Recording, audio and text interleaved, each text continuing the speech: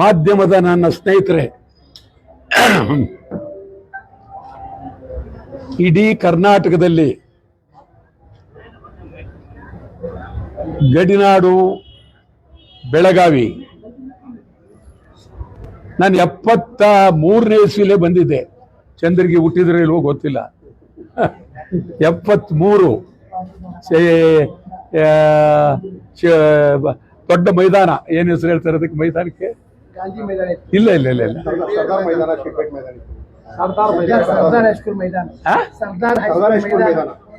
ಇನ್ನೊಂದು ಅದೇ ಹೆಸರು ಬೇರೆ. ಆಯ್ತಾ? ಲಿಂಗರಾಜ್ ಮೈದಾನದಲ್ಲಿ ಸುಮಾರು ಆ ಕಾಲದಲ್ಲಿ 67ರ ದಶಕದಲ್ಲಿ ಸ್ವಲ್ಪ ಹೆಚ್ಚು ಕಡಿಮೆ 10,000 ಜನ ಆವತ್ತಿದ್ರು ಲಿಂಗರಾಜ ಕಾಲ ಮೈದಾನದಲ್ಲಿ. ಭಾಷಣ ಮಾಡಿ ನಾನು ಕರ್ಕೊಂಬಂದಿದ್ದವ್ರು ಯಾರು ಅಂದರೆ ಸಿದ್ದನಗೌಡ ಪಾಟೀಲ್ರು, ಜೋಶಿ, ತೋಪಣ್ಣ. ಈ 3 ಜನ ಭಾರಿ ಆ ಕಾಲದಲ್ಲಿ ಅವರು ದೊಡ್ಡ ಅದ್ಭುತವಾದ ಶಕ್ತಿ. ಬೆಳಗಾವಿಗೆ ಅವರ ಅಪಾರವಾದ ಶಕ್ತಿ. ಅವ್ರ ಸ್ಮಾರಕ ಆಗ್ಬೇಕಿಲ್ಲಿ, ಇಲ್ಲಿನ ಎಲ್ಲಾದರೂ ಆಗಲಿ ಆ ಜನ ಮಾಡಿದಂಥ ಕೆಲಸ ಇವತ್ತು ಅವ್ರನ್ನ ಕಣ್ಣು ಮುಂದೆ ನೋಡಿದ ಖುಷಿ ಆಗುತ್ತೆ. ಆವತ್ತೇನಾಯಿತು ಅಂತ ಅದು ಒಂದೇ ಒಂದು ಮಾತು ನನ್ನ ಭಾಷಣದಲ್ಲಿ, ಇದು ಬೆಳಗಾವಿ ಕರ್ನಾಟಕದ ಅವಿಭಾಜ್ಯ ಅಂಗ. ಅವತ್ತು ಬೆಳಗಾವಿಯಲ್ಲಿ ಕನ್ನಡ ನಾಮಫಲಕ ಬಿಟ್ಟು ಯಾವ ಭಾಷೆ ಇರக்கூಡದು ಅಂತ ಸುಮಾರು ಸಂಜೆ 7:15 ಗಂಟೆಗೆ ನಾನು ಹೇಳಿದೆ. 8:15 ಗಂಟೆಗೆ ಬೀದಿಯಲ್ಲಿ ನುಗ್ಗಿ ಎಲ್ಲ ನಾಮಫಲಕ ಕಿತ್ತಾಕಿದ್ರು. ನಾವು ಇಳ್ಕೊಂಡಿದ್ದು ಹೋಟ್ಲು ಬಂದು ಕಲ್ಲೊಡೆದ್ರು. ಅದು ನಾವು ತಲೆ ಮೇಲೆ ಬಾಣ್ಲಿ ಇಟ್ಕೊಂಡಿದ್ದೆವು. ಅದಾದ್ಮೇಲೆ ಸಿದ್ದನಗೌಡ ಬಂದು, ಸರ್ ಇಲ್ಲಿಂದ ಹುಬ್ಳಿ ಹೊರಟೋಣ ಅಂತೇಳಿ. ಆ ಕಾಲದಿಂದಲೂ ನನಗೆ ಬೆಳಗಾವಿ ಬಗ್ಗೆ ಬಹಳ ಪ್ರೀತಿ. ಅದೊಂದೇ ಅಲ್ಲ, ಬೆಳಗಾವಿ ಮಾಧ್ಯಮದವರು ಅಂದಿನಿಂದ ಇಂದಿನವರೆಗೆ ಬೆಳಗಾವಿ ನಮ್ಮ ಆತ್ಮ ಅಂತ ಹೇಳಿ ಪ್ರೀತಿಯಿಂದ, ಅಭಿಮಾನದಿಂದ ಸಂಪೂರ್ಣ ಬೆಂಬಲವನ್ನು ಕೊಡ್ತಾ ಇದ್ದಾರೆ. ಅಧಿಕಾರಿಗಳಲ್ಲೂ ಬಹುತೇಕ ಒಳ್ಳೆಯ ಅಧಿಕಾರಿಗಳು ಇದ್ದಾರೆ, ಕೆಟ್ಟ ಅಧಿಕಾರಿಗಳು ಇದ್ದಾರೆ, ಇಲ್ಲ ಅಂತ ಹೇಳಕ್ಕಾಗೋದಿಲ್ಲ. ಆಮೇಲೆ ಇಷ್ಟೆಲ್ಲ ಬೆಳಗಾವಿ ಈ ಪರಿಸ್ಥಿತಿ ಬರಬೇಕಾದ್ರೆ ನಮ್ಮ ಅತ್ಯಂತ ನೀಚ ರಾಜಕಾರಣಿಗಳು, ಅವ್ರು ಯಾವ ಪಾರ್ಟಿಯವರಾಗಿರಲಿ, ಕಾಂಗ್ರೆಸ್ ಆಗಿರಲಿ, JDS ಆಗಿರಲಿ, ಜನತಾ ಆಗಿರಲಿ, BJP, ಅವರು ಬೇಕಾಗಿರೋದು ಅಧಿಕಾರದ ದಾಹ. ಇಲ್ಲಿ ಕನ್ನಡ ಉಳಿದಿದ್ರೆ, ಕನ್ನಡ ಬೆಳೆದಿದ್ರೆ ನಮ್ಮ ಹೋರಾಟಗಾರರಿಂದ, ಚಳವಳಿಗಾರರಿಂದ, ಕನ್ನಡ ಚಳವಳಿಗಾರರಿಂದ ಸುಮಾರು ಇವತ್ತು ಬಹಳ ಅತ್ಯಂತ ಗಂಭೀರವಾಗಿ ಚಿಂತನೆ ಮಾಡ್ತಾ ಇದ್ದೀವಿ. ಸುಮಾರು 29ಕ್ಕೂ ಹೆಚ್ಚು ಕನ್ನಡ ಪರ ಸಂಘಟನೆಗಳು ತಾವೇನು ಸೇರಿದ್ದೀರಿ. ನಿಜಕ್ಕೂ ಇದು ಮುಂದಿನ ಸೂಚನೆ. ಬೆಳಗಾವಿಯಿಂದ ಒಂದು ಹೊಸ ಕ್ರಾಂತಿ ಆರಂಭ ಆಗುತ್ತೆ. ಹೊಸ ಕ್ರಾಂತಿಗೆ ಇದೊಂದು ದಿಕ್ಕು, ಹೊಸ ಕ್ರಾಂತಿ ಕಹಳೆ ಇವತ್ತು ಹೇಳ್ತಾ ಇದ್ದೀರಿ. ಕನ್ನಡ ಹೆಸರಿನಲ್ಲಿ ಸರ್ಕಾರ ಬರಬೇಕು. ಕನ್ನಡ ಹೆಸರಿನಲ್ಲಿ ಸರ್ಕಾರ ಬರಬೇಕು. ಆಗ ನಿಮ್ಮ ಕತೆ ನೋಡಿ, ನಾನು ನಿನ್ನೆ ಕೂತ್ಕೊಂಡು ತಮಗೆ ಇದೊಂದು ಕನಸು ಅಂದರೆ ಮನಸ್ಸಿನಲ್ಲಿ ಹೇಳ್ತಾ ಇದ್ದೆ.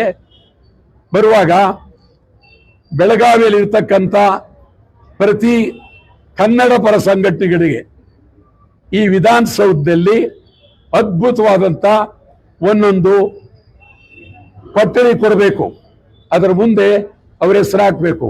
ಅದೊಂದೇ ಅಲ್ಲ, ಆ ಕನ್ನಡ ಪರ ಸಂಘಟನೆಗಳಿಗೆ ವರ್ಷಕ್ಕೆ ಕನಿಷ್ಠ 1 ಕೋಟಿ ರೂಪಾಯಿ ಅನುದಾನ ಅವರು ಹೋರಾಡಿ ಖರ್ಚು ಮಾಡೋದಕ್ಕೆ ನಾನು ಯೋಚನೆ ಮಾಡೋದು. ಗೋವಿಂದು ಇವತ್ತು ವರ್ಷಕ್ಕೆ 1 ಕೋಟಿ ರೂಪಾಯಿ ಓಡಾಡೋದಕ್ಕೆ, ಕೆಲಸ ಮಾಡೋದಕ್ಕೆ, ಇದಕ್ಕೆ ವರ್ಷಕ್ಕೆ 1 ಕೋಟಿ.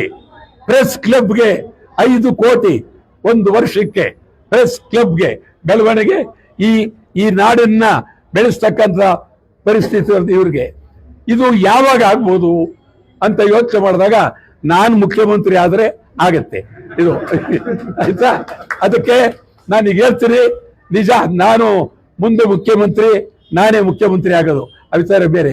ನೋಡಿ ಇವರೆಲ್ಲ ಮಂತ್ರಿಗಳು, ಇವ್ರನ್ನು ನಮ್ಮ ಜೊತೆ ಸೇರ್ಕೊಂಡು ಇವ್ರಿಗೂ ಮಂತ್ರಿ, ಗೋವಿಂದ್ರು ಮಂತ್ರಿ, ನಮ್ಮ ದೇವ್ ಮಂತ್ರಿ ಮತ್ತು ರೈತ ಮುಖಂಡರುಗಳೆಲ್ಲ ಬಂದಿದ್ದಾರೆ ಹುಬ್ಳಿ ಧಾರವಾಡಲ್ಲಿ. ಅವ್ರು ಯಾರಿಗೆ ಹೇಳ್ತಾರೆ ಇವ್ರಿಗಂತೂ ಕೊಡ್ತೀವಿ, ಯಾಕಂದ್ರೆ ಇದೊಂದು ಆದರ್ಶವಾಗಿರ್ತಾರೆ. ಯಾಕಿತ್ತು ಪತ್ರಿಕಾ ಮಿತ್ರರ ಅದರಲ್ಲೂ ಬೆಳಗಾವಿಯ ಪರವಾಗಿ ಕ್ಯಾಬಿನೆಟ್ ಕೊಡ್ತೀವಿ, ದಯಮಾಡಿ ಕೊಡ್ತೀವಿ. ನನ್ನ ಮುಖ್ಯಮಂತ್ರಿ ಆಗ್ತೀನಿ, ಎದುರುಬೇಡಿ ಕಂತ ಕೊಡ್ತೀನಿ ನಾನು, ಅದ್ರಲ್ಲಿ ಅನುಮಾನ ಪಡಬೇಡಿ. ಅದೇ ಗೊತ್ತು ನನಗೆ, ಏನ್ ತಿಳ್ಕೊಂಡಿದ್ದೀವಿ ಏನೋ. ಇಲ್ಲೊಂದು ಮಹಾನಗರ ಪಾಲಿಕೆ, ಇಲ್ಲಿ ಮಹಾನಗರ ಪಾಲಿಕೆಯಲ್ಲಿ ಈ ಪಾಲಿಕೆ ಎಲ್ಲಿದೆ, ಯಾವ ಜಾಗದಲ್ಲಿ, ಯಾವ ಭೂಮಿಯಲ್ಲಿ? ಗಂಡು ಮೆಟ್ಟಿದ ನೆಲ ಬೆಳಗಾವಿಯಲ್ಲಿ ಇರ್ತಕ್ಕಂಥದ್ದು ಪಾಲಿಕೆ. ನಿಮಗೆ ಅವಕಾಶ ಕೊಟ್ಟಿದ್ದೀನಿ, ಒಂದೇ ಒಂದು ವಾರ, ಇವತ್ತಿಂದ ಒಂದು ವಾರ ಹೆಚ್ಚಾಗಿತ್ತು. ಒಂದು ವಾರಕ್ಕೆ ವಾರ, ಇವತ್ತಿಂದ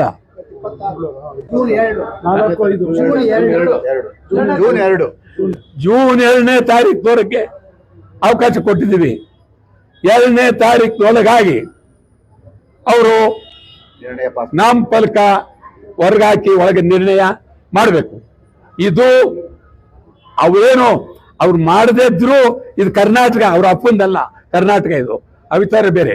ಆದರೆ ಅವರು ಯಾವ ಪಾರ್ಟಿಯವರಾಗಿರ್ಲಿ, ಗಂಭೀರವಾಗಿ ಬೆಳಗಾವಿ ಕನ್ನಡಿಗರ ಗಂಡು ಮೆಟ್ಟಿದನ್ನೆಲ್ಲ, ಇದು ಕರ್ನಾಟಕದ ಅವಿಭಾಜ್ಯ ಅಂಗ, ಮಹಾಜನ್ ವರದಿ ಜಾರಿ ಆಗಲೇಬೇಕು. ಇದು ಹೇಳಬೇಕು, ಒಪ್ಪಿಗೆ ನಿರ್ಣಯ ಮಾಡಬೇಕು. ಮಾಡಲಿಲ್ಲ ಕ್ರಾಂತಿ ಆಗುತ್ತೆ. ಬೆಳಗಾವಿಯಲ್ಲಿ ಕಂದರಿಯದಂತ ಕ್ರಾಂತಿ ಆಗುತ್ತೆ. ನಾವು 4ನೇ ತಾರೀಕು ಬೆಂಗಳೂರಿನಲ್ಲಿ ರಾಜ್ಯ ಮಟ್ಟದ ಕನ್ನಡ ಪರ ಸಂಘಟನೆಗಳ ಸಭೆಯನ್ನು ಕರೆದಿದ್ದೇವೆ. ತಾವೆಲ್ಲರೂ ಬರಬೇಕು. ಇಲ್ಲಿದಿರಲಲ್ಲಿ ಎಲ್ಲರೂ ದಯಮಾಡಿ ಏನೇ ಆದರೂ ಬರಬೇಕು. ಮತ್ತು ರೈತ ಸಂಘದವ್ರು ತಾವು ಬಂದಿದ್ದೀರಿ, ನೀವು ಸಾವಿರಾರು ಜನ ಸೇರಬೇಕು, ಹೋರಾಟಕ್ಕೆ ನಿಲ್ಬೇಕು. ಮಂಗಳವಾರ ಗಡುವು ಕೊಟ್ಟಿದ್ದೇವೆ, ಗಡುವು. ನಾವು 4ನೇ ತಾರೀಕು ತೀರ್ಮಾನ ತಗೊಳ್ತೀವಿ. ಅಂತಿಮವಾಗಿ ಅಖಂಡ ಕರ್ನಾಟಕಕ್ಕೆ, ಅಖಂಡ ಕರ್ನಾಟಕ ಬಂದ್ಗೆ ಕರೆ ಕೊಡ್ತೀವಿ. ಅಂತಿಮವಾಗಿ ಅಖಂಡ ಕರ್ನಾಟಕ ಬಂದ್ ಕೊಡ್ತೀವಿ.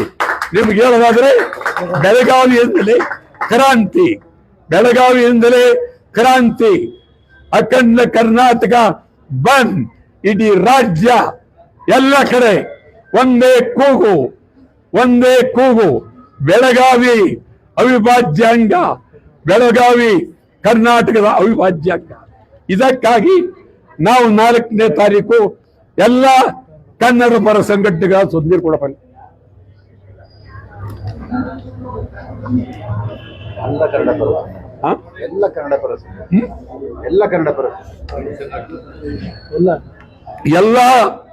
ಕನ್ನಡ ಪರ ಸಂಘಟನೆಗಳನ್ನ ನಾವು ಕರಿತೀವಿ.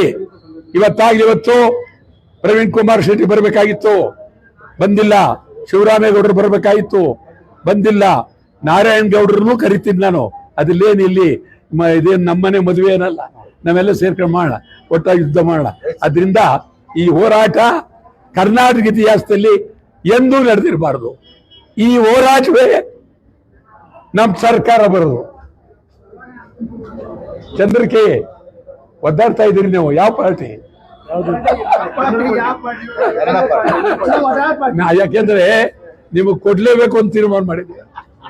ಅದರಿಂದ ಹೋರಾಟ ಇವತ್ತು ನಿಮ್ಗೆ ಹೇಳ್ತೀನಿ, ಇಡೀ ಉತ್ತರ ಕರ್ನಾಟಕ, ಹೈದರಾಬಾದ್ ಕರ್ನಾಟಕ, ಸಮಗ್ರ ಕನ್ನಡಿಗರು ಬೆಳವಣಿಗೆಗಾಗಿ ಕರ್ನಾಟಕದ ಉದ್ದಗಲಕ್ಕೂ ನಿಲ್ಲೇಬೇಕು.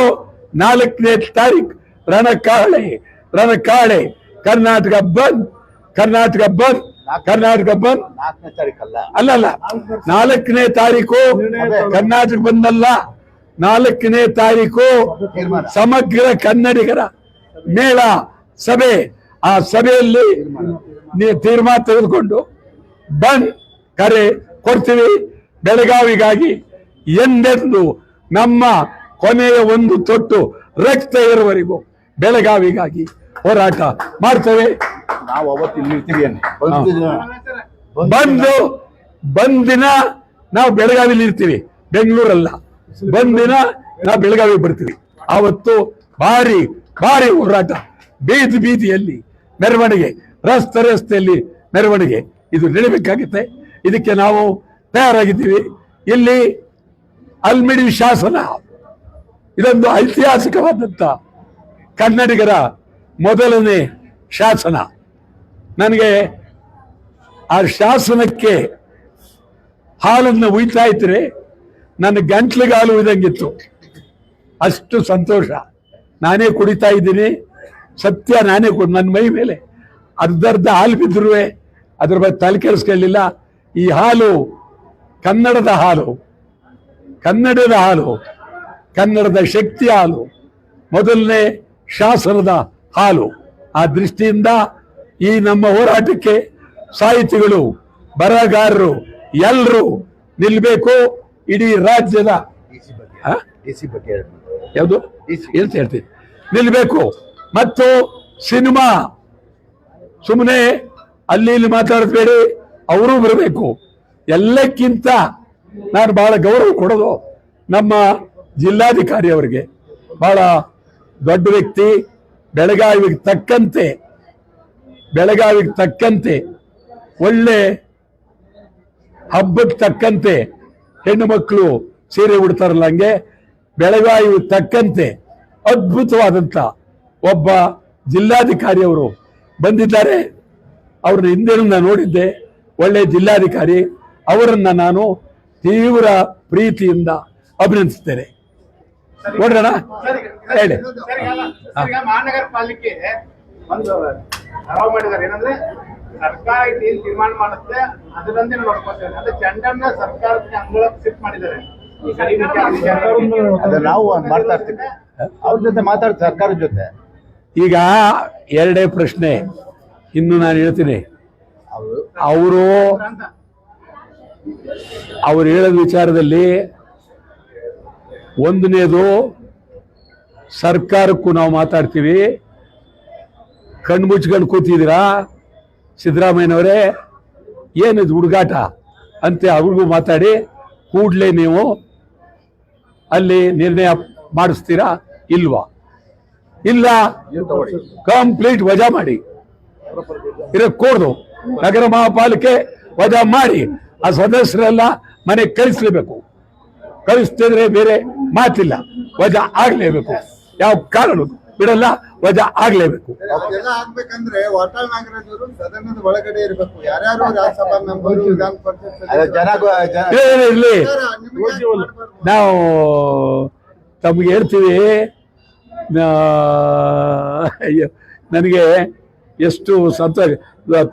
ಕನ್ನಡಂದರ್ ಇದ್ರು ಇವರು ಬಹಳ ಹಿಂದೆ, ನಮ್ಮ ತೋಪಣ್ಣ ಇದ್ರು. ಆವತ್ತು ವಾಟಾಳ್ ನಾಗರಾಜ್ ಅವರು ಬರುತ್ತಿದ್ದಾರೆ, ದಾರಿ ಬಿಡಿ ಅಂತ ಹೇಳಿ ಆ ಕನ್ನಡಮ್ಮ ಪತ್ರಿಕೆಯಲ್ಲಿ ಬರೆದಂಥವ್ರು. ಪಾಪ ಬಹಳ ದೊಡ್ಡ ಮನುಷ್ಯ, ಬಹಳ ಖುಷಿ ಆಗುತ್ತೆ. ಆಯ್ತಾ? ನೀವು ನಿಮ್ಮ ಮಾಧ್ಯಮದವರಿಗೆ 2 ಕೈ ಜೋಡಿಸ್ತೀನಿ. ನಿಮ್ಮ ಶಕ್ತಿ ನಮಗೆ ಶಕ್ತಿ, ನೀವು ಶಕ್ತಿ ಕೊಡಲೇಬೇಕು ತೀವ್ರವಾಗಿ. ಸಾಕ? ಇನ್ನೇನು ಸಾಕ? ದಯವಿಟ್ಟು ಈಗ ನಾವು ಇಲ್ಲಿಂದ ಮಹಾನಗರ ಪಾಲಿಕೆಗೆ ಹೋಗ್ತಾ ಇದ್ದೀವಿ. ಮಾಧ್ಯಮದ ಮುತ್ತಿಗೆ ಹಾಕಕ್ಕೆ ಇಲ್ಲಿಂದ ಅಲ್ಲಿಗೆ